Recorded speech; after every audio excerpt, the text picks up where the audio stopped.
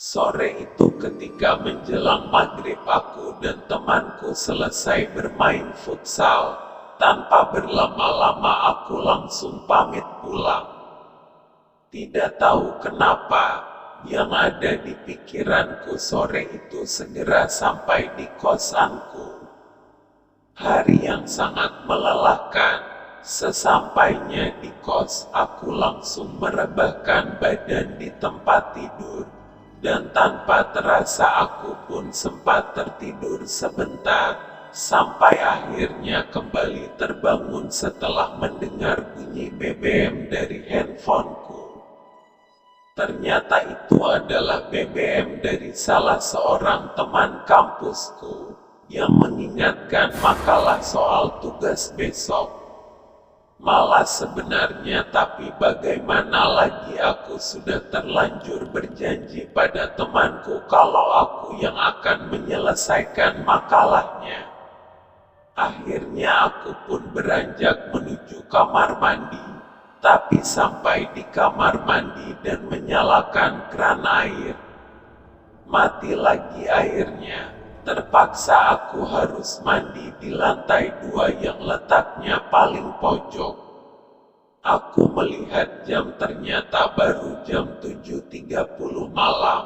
Tapi aku merasa malam itu sepertinya sudah larut. Aku berjalan ke kamar mandi di lantai 2. Baru saja aku membuka dan akan mandi. Astagfirullahaladzim. Lampu kamar mandinya mendadak mati. Aku membatalkan niatku untuk mandi. Saat aku mencari bajuku dalam kegelapan, aku mendengar ada suara berlari-lari kecil. Suara itu berasal dari luar. Aku sempat bingung. Memang di sini ada anak kecil. Ku dengarkan lagi perlahan. Tapi lama-kelamaan semakin jelas terdengar juga ada suara langkah kaki yang menyusul suara anak kecil yang berlarian tadi.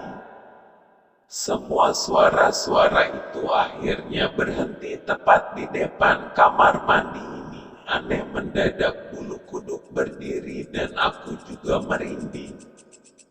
Tanpa pikir panjang, aku berusaha memakai bajuku dalam kegelapan dan tiba-tiba suasana yang tadi sudah berubah hening sekarang menjadi ramai oleh suara anak kecil yang bermain. Jujur aku takut, tapi karena aku ingin segera kembali ke kamarku, aku dengan cepat langsung membuka pintu dan tidak ada siapa-siapa. Aku langsung keluar dari kamar mandi, menyusuri lorong yang gelap sambil berpegangan ke tembok. Karena gelap, aku tidak berani untuk berlari. Baru saja aku berhenti berpikir, tiba-tiba aku merasakan ada yang menabrak kakiku.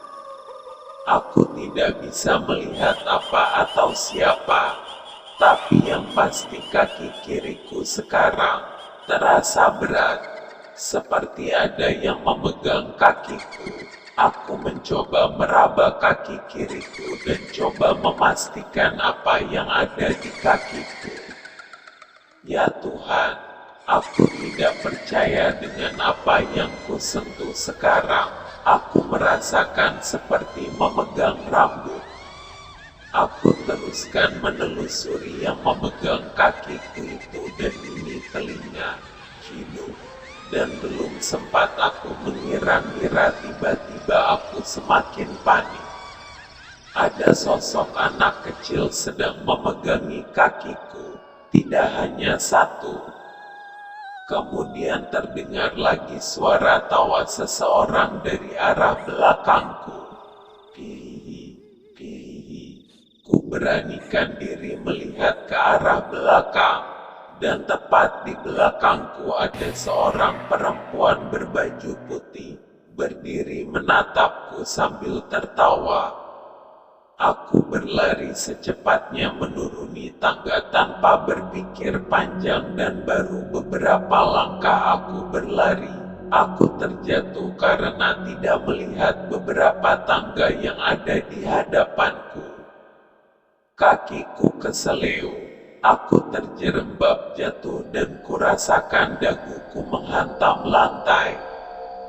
Aneh, saat aku terjatuh, saat itu juga lampu menyala.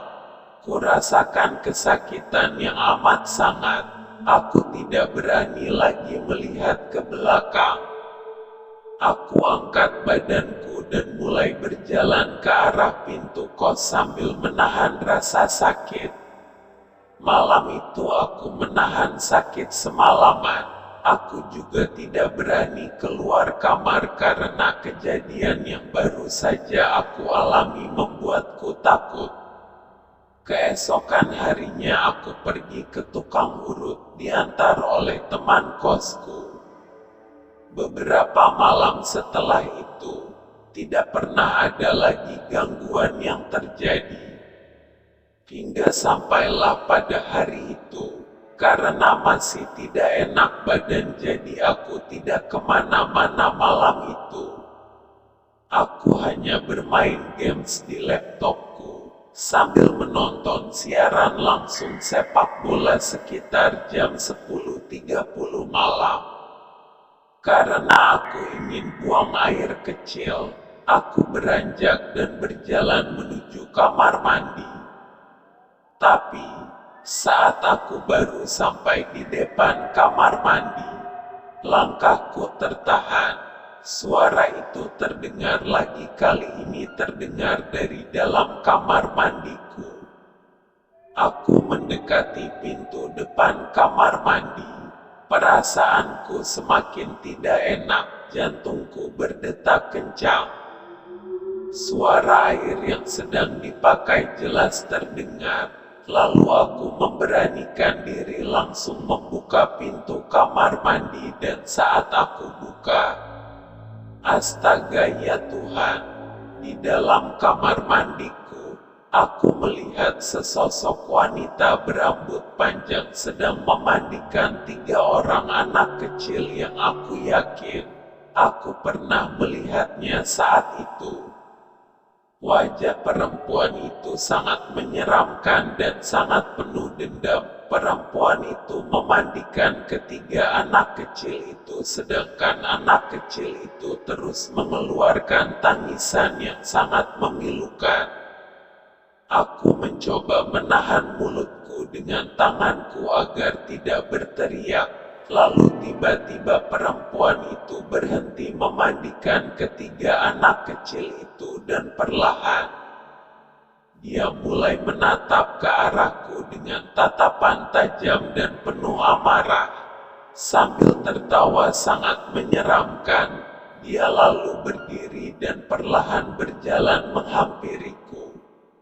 Sesaat badan ini menjadi kaku, tidak bisa bergerak. Perempuan ini sungguh menyeramkan. Rambutnya terurai panjang dan kuku tangan yang panjang, lalu dia menyeringai dengan sorot mata yang seperti tidak suka dengan keberadaanku di sini.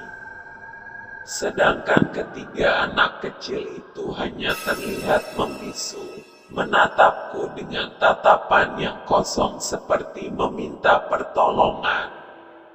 Aku mencoba menggerakkan badanku dan secepatnya pergi dari hadapan mereka, namun ketika aku akan menuju pintu depan, tiba-tiba saja dengan cepat sekali perempuan itu sudah berada di depan pintu dengan posisi badan mencoba menghalangiku keluar, dan di belakangku kini sosok anak kecil itu mulai berjalan keluar kamar mandi memegang kakiku sambil menangis seperti meminta tolong.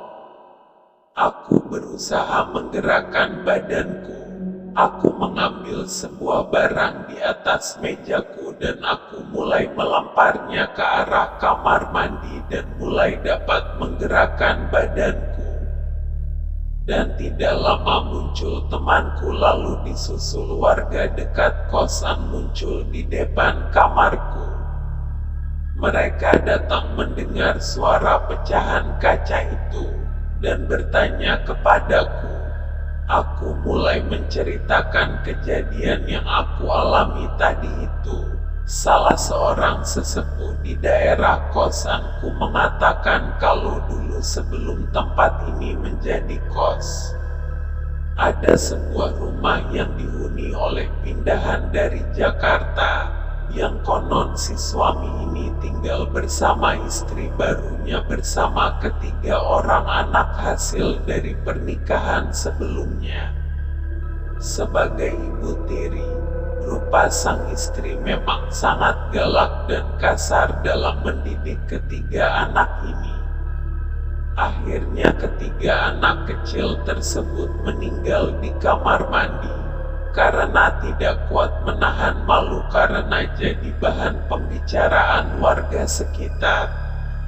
Maka perempuan ini gantung diri di dalam kamar mandi. Semenjak kejadian itu aku pun langsung pindah kos dan mencari tempat kosan yang baru sambil memastikan bahwa kos yang baru ini tidak mempunyai cerita yang sangat menyeramkan. Terima kasih yang sudah support channel Rekaman Epic. Hahaha.